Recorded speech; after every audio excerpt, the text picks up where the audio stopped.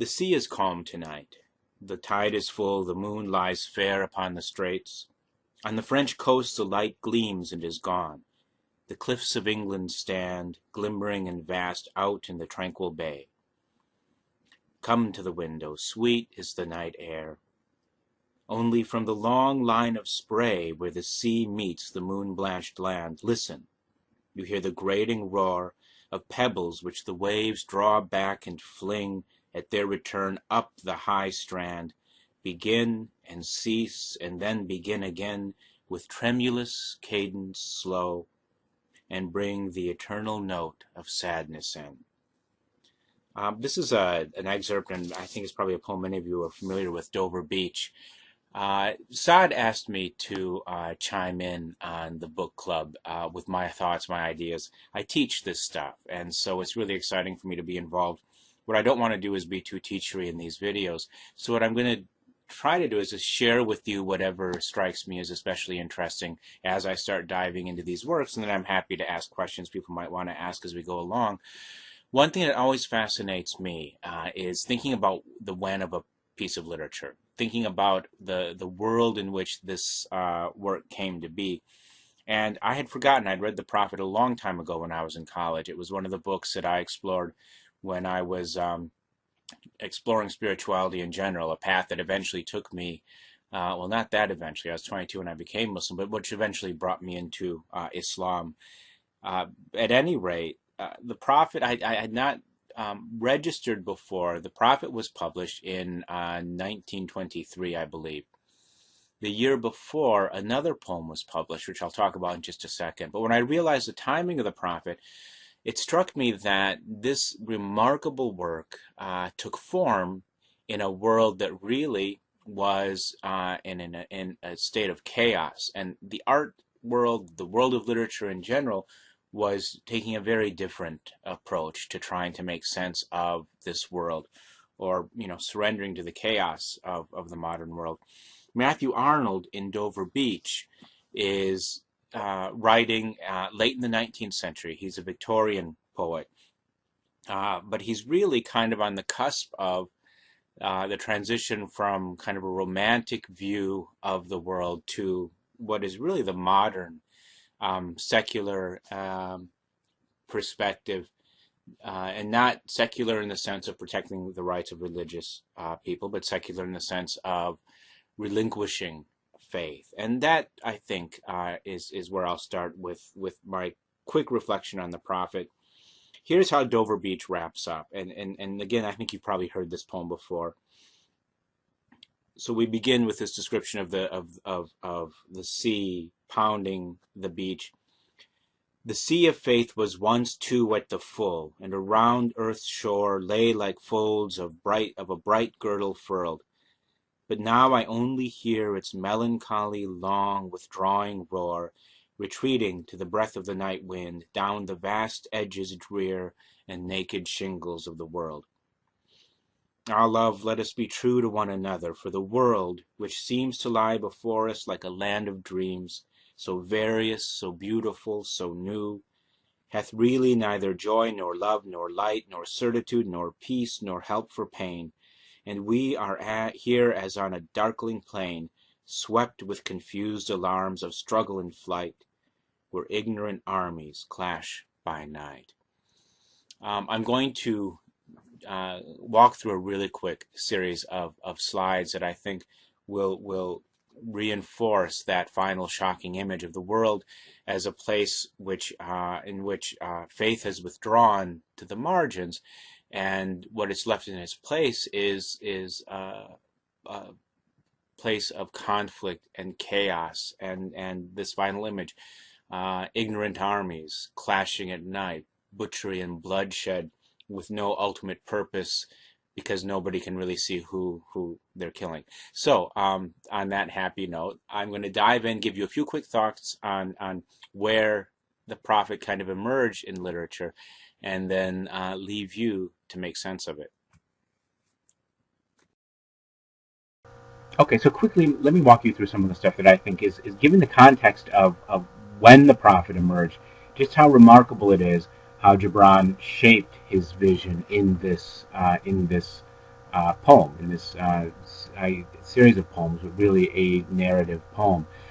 Uh, Turn of the 20th century, World War One shattered Europe and shattered the rest of the world.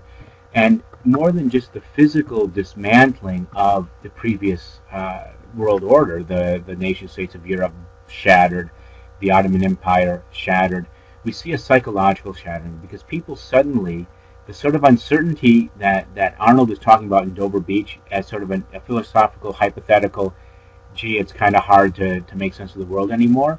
The world's suddenly completely upside down. So the world is reinforcing to people of that mindset that it makes no sense at all anymore. And I'm going to walk you through how this shapes art. Because, well, not just with Gibran, an artist, and I'll talk a little bit more. I have a few things I want to say about that that I hope to do in another brief vlog later on. But just it changes how the artist deals with the world. And these are 19th century realist paintings followed by a piece of Dada art. The landscape, the city, right? Pre-World War One landscape, post-World War One cityscape.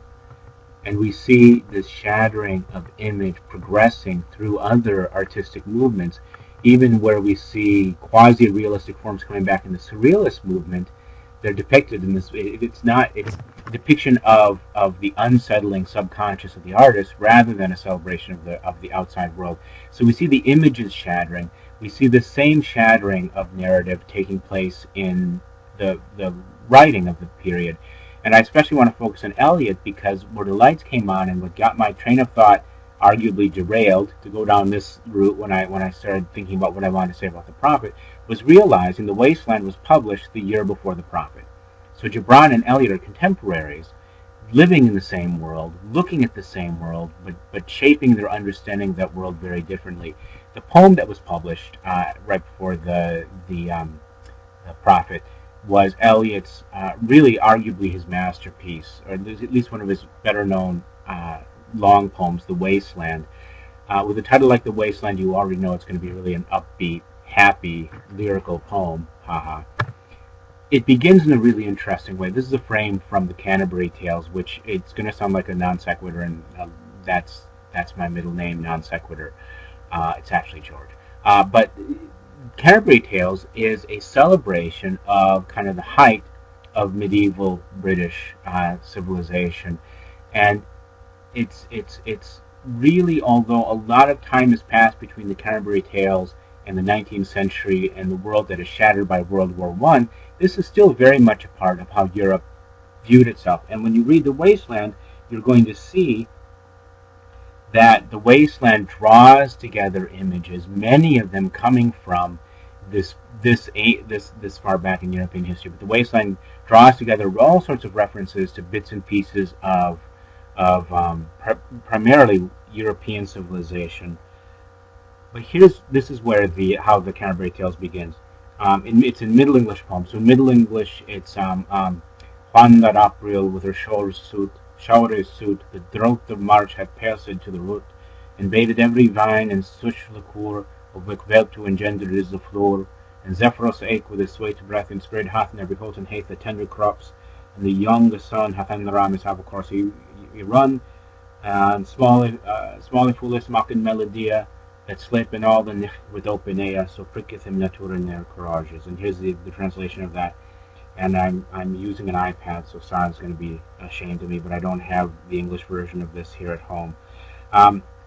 When April's gentle rains have pierced the drought of March to the root, and bathed each sprout through every vein with liquid of such power it brings forth the engendering of the flower, when Zephyrus, the gentle breeze, Zephyrus too with his sweet breath, has blown through every field and forest, urging on the tender shoots, and there's a youthful sun, his second half course through the ram now run. This is where the reference to the zodiac in that time, the position of the sun in that time of year. And little birds are making melody and sleep all night, eyes open as can be, so pricks them nature in each little heart. This is spring. This is the spring of the Canterbury Tales. It is a celebration of life, and what marks spring is the return of life, and life is so vibrant that even the small birds can't sleep at night. Then we just pull up the wasteland, and I'll read the very beginning of that. And Eliot very consciously modeled the beginning of the wasteland on the opening of the Canterbury Tales, but the contrast, I think, really gets at what has happened in the interim, how Eliot sees his world as having been shattered. And yes, I'm covering while the wasteland is opening up on my iPad, which I've just updated to the new operating system, and nothing's working anymore. So here's how the wasteland begins. And the title of the first section of the wasteland is called The Burial of the Dead. So that already tells you where he's going. So instead of when April with her sweet showers, here's where we begin. April is the cruelest month, breeding lilacs out of the dead land, mixing memory and desire, stirring dull roots with spring rain. So what is April? What is spring? The return of life isn't a good thing. It's a stirring of memory. It's a dredging up of things better left forgotten. April is the cruelest month. And there you have the shattering of the worldview of the early 20th century embodied in The Wasteland by T.S. Eliot. It's a very interesting book. Karen Armstrong, who it carries on a lot of the work of Joseph Campbell, who wrote Hero with a Thousand Faces, and there's a series of interviews that PBS did, I think Bill Moyers did with him, called The Power of Myth. Karen Armstrong carries on a lot of that work, and a lot of us are familiar with her. In A Short History of Myth, she argues that the stories of ancient times, and she sees Christianity, Judaism, and Islam as kind of representing manifestations of those stories of ancient times, helped people live a certain connection with the transcendent. Right? So we not only told stories, but we embodied them in our lives, and we even included rituals in our lives that reenacted some of those stories that were really heartfelt rituals that gave us a sincere connection, a genuine connection to the transcendent, to the ineffable, to the divine. And she argues that as Christianity has receded, as so much of the world has lost faith, it's the role of the artist to step in and recreate stories that will connect us back to that sense of what in the world goes beyond the world. And this is a digression I almost made earlier that I stopped myself from making, but J.R.R. Tolkien is very consciously engaged on this myth making when he creates the world of the Lord of the Rings. And if we dive into one of those books later on in the book club, I'll be really excited to talk about that. I would argue Gibran is doing much the same thing in The Prophet. Read The Wasteland and then read The Prophet, and you're going to see just how much Gibran has tapped into the wealth and the richness of the traditions which inspired him, the biblical tradition, the Islamic tradition, and woven together what is a beautiful meditation on the nature of reality. And even though there are things that he may get wrong in there, it is a reaffirmation of the power and of seeing the world in a holistic way, with meaning that distinguishes it from the world of Dover Beach, in which the sea of faith is withdrawn, and we can only live in a world of ignorant armies clashing at night, and the world of the prophet. And I think these two images, of course, are a beautiful contrast to me. And this, by the way, is a still image. There is apparently a movie version of the prophet either in production or out, and I don't know if that's a good thing or a bad thing. So that's really where I wanted to take us with this brief intro. It went longer than I wanted to, but think about that. As you read the prophet, think about the chaos of the world into which this book emerged, and the power of the poet to try to make sense of that chaotic world, as opposed to the power of the poet to succumb to that chaos of that world, or at least reflect that chaos rather than set out and do battle with it. So that is the end of my first vlog. Saad will probably not give me a chance to do a second. It went on so long and it rambled so much. But this is what I was thinking about as I reread The Prophet again after a very, very long time.